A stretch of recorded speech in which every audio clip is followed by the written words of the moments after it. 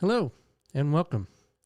Today we're going to talk about the top 5 reasons why you should buy a business rather than starting a business. If you're new here, my name is Taylor Darcy from Think Legal, where I help you create the business of your dreams. So welcome.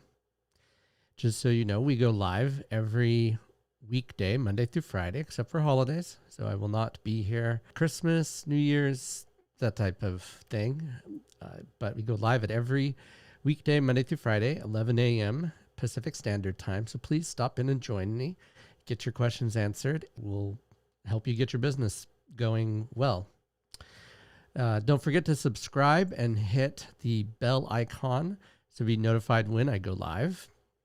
Because we may go live different times as well, but those are the set times. So keep that in mind that we have those. I'm very excited to talk about this because there's so many different pathways to entrepreneurship. So please don't feel like that you have to start a business.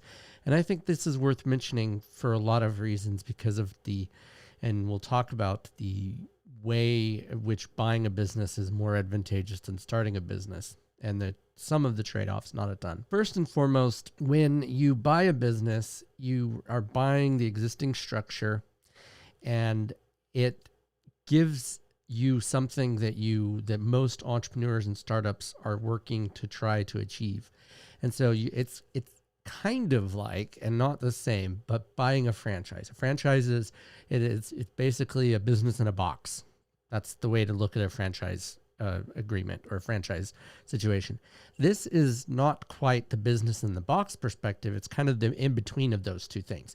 You're not starting a complete business from scratch, but you're buying the business with the infrastructure and the already stuff that you have set up. And so you've got more to work with. You've got an existing customer list. You've got instant revenue. So there's a lot of reasons why buying a business makes a ton of sense. And then also when you combine those existing structures with entrepreneurial vision and innovation, you're really setting up a great way to start a business fresh because you're looking at problems with a new set of eyes and you're able to give a different perspective on solving that problem, which is what you do as an entrepreneur. The next reason that buying a business is so much better than starting a business is that it's a lot lower risk. They've already gone through the growing pains that got them to where they are. So you're not having to deal with those issues that they've already faced. You're buying into it to give the presumably the current owner either a break or they just want out because they're tired and they spent all their energy getting to where they are and now they just want to be done with it. And so sometimes a business suffers because of the management and the tired factor that goes with that. And so you can breathe new life into buying that business that someone else that already owns it may not do it. There's especially in an older business, there's a lot of room for growth and upgrading systems. And so you can really squeeze pennies out of dollars that you can't do starting because you're already starting with that lean process that you have. And so you can reduce the bloat and you can improve the systems, upgrade them, bring them into the 21st century for older businesses, depending on what they have existing, and really just kind of make that racehorse go even faster, right? It's a new jockey. You're in charge. You're changing things. You're doing things.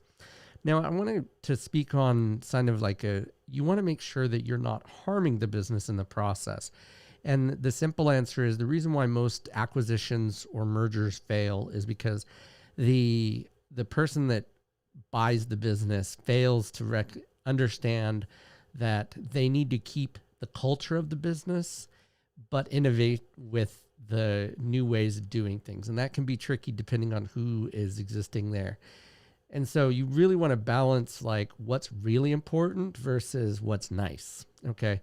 And then, hopefully your people that you're bringing on or people that are already existing there, you're not losing them in the process. So that's a very important part that you want to know.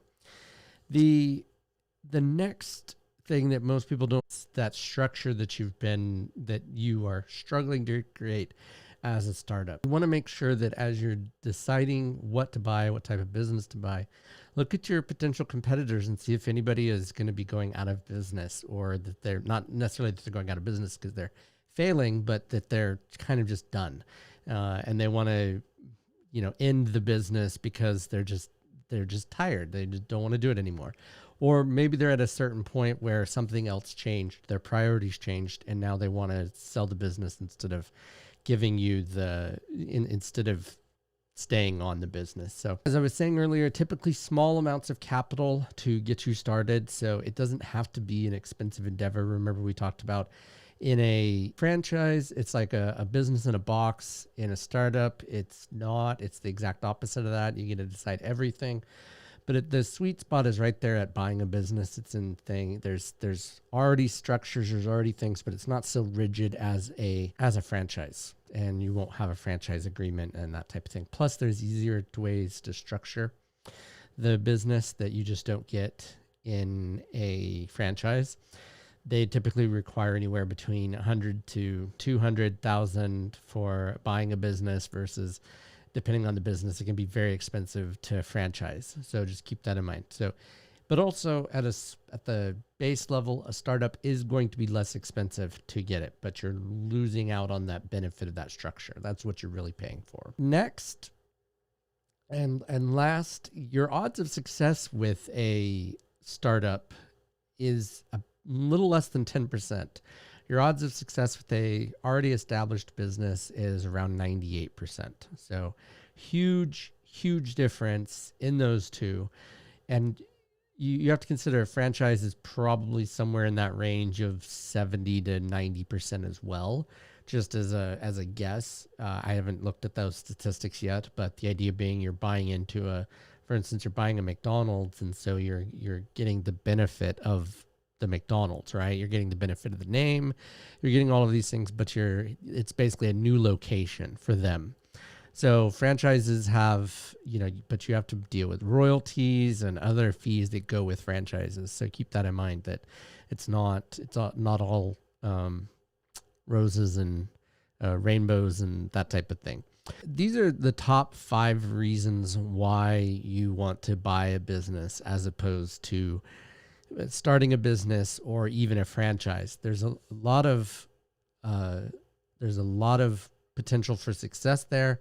People enjoy it. You get to really make a difference. It's a lot more opportunity in some respects because you're not dealing with the downsides that come with starting a business.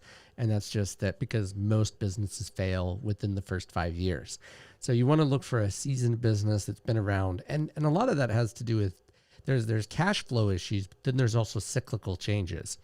And that just has to do with like the business markets change. And 5 years is a good time because by that time you've seen that the business has been around through different events that have happened. For instance, we're in the middle of a pandemic. A business that survives in the middle of a pandemic is going to be different than one that has never dealt with that type of thing. Same thing goes with like the financial meltdown in 2008, 2009. If a business didn't survive during that time period, how do you know it's going to survive during a pandemic, as the case may be, versus a strong business that survives during a pandemic is going to be a lot more useful or a lot more resilient during good times because they survived the bad.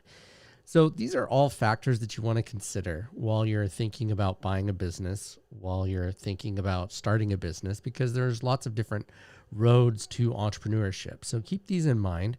If you have any questions, feel free to leave them in the comments below. I go live every Monday through Friday, except for holidays. Have a good one. Talk to you soon.